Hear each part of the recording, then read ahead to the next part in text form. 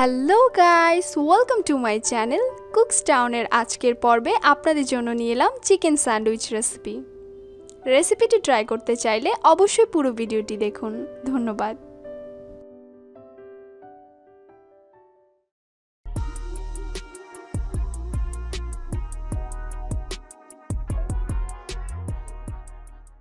Chicken sandwich তৈরি করার জন্য আমি প্রথমেই নিয়ে নিচ্ছি মুরগির মাংস। এখানে আমি হাড় সহ মুরগির বুকের মাংস নিয়েছি। আপনারা চাইলে বোনলেস চিকেনও নিতে পারেন। এবার দিয়ে দিচ্ছি সেদ্ধ হওয়ার জন্য পর্যাপ্ত পানি। রসুন বাটা হাফ টেবিল চামচ, আদা বাটা হাফ টেবিল চামচ, লবণ স্বাদ মতো। এবার এগুলো সামান্য মিশিয়ে নেব।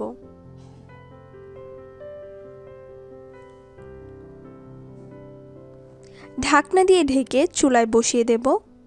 তারপর চুলার জাল বাড়িয়ে চিকেনটাকে সেদ্ধ করে নেব।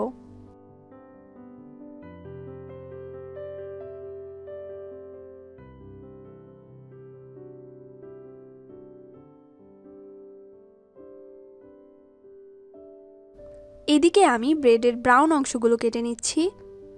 এই ব্রেডের রেসিপিটা কিন্তু আমার চ্যানেলেই আছে, ডেসক্রিপশনে লিঙ্কটা অ্যাড করে দেব।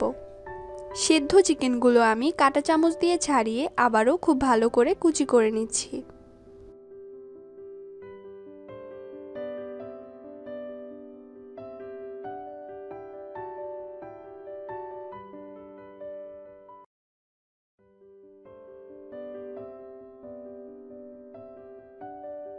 এখানে একটা গ্রেটার দিয়ে শসা গ্রেট করে নেব।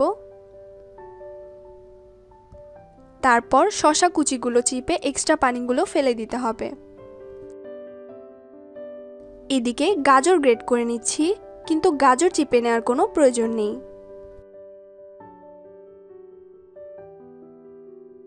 সবজিগুলো এক সাইডে সরিয়ে রাখছি। এদিকে আমি চিকেনের মধ্যে দিয়ে দিচ্ছি মেয়োনেজ ওরফে আমার চ্যানেলের স্পেশাল বার্গার সস, যেটার রেসিপি আমি এই ভিডিওর ডেসক্রিপশনে দিয়ে দেব। কিছুটা মিশিয়ে নিয়ে গাজর কুচি আর শসা কুচি দিয়ে আবারও মিশিয়ে নেব।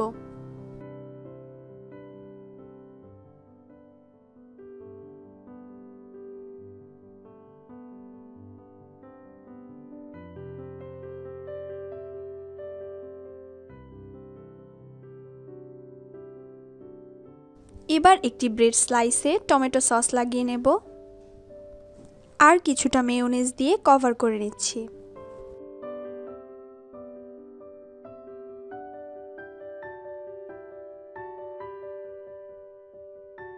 এবার চিকেন স্টাফিং দিয়ে নেব। এটা আপনাদের মন মতো কমিয়ে এবং বাড়িয়ে নেবেন।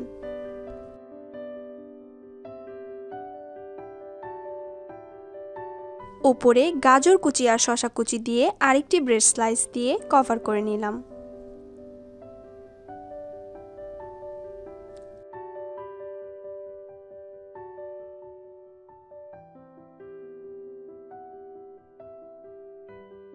এবার আপনাদের একটু কেটে দেখাচ্ছি।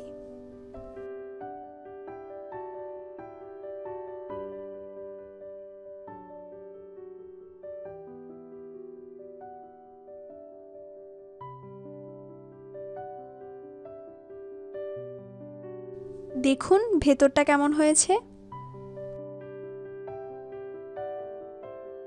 আপনারা এভাবে র্যাপ করে একদিনের জন্য নরমাল ফ্রিজে রেখে খেতে পারবেন।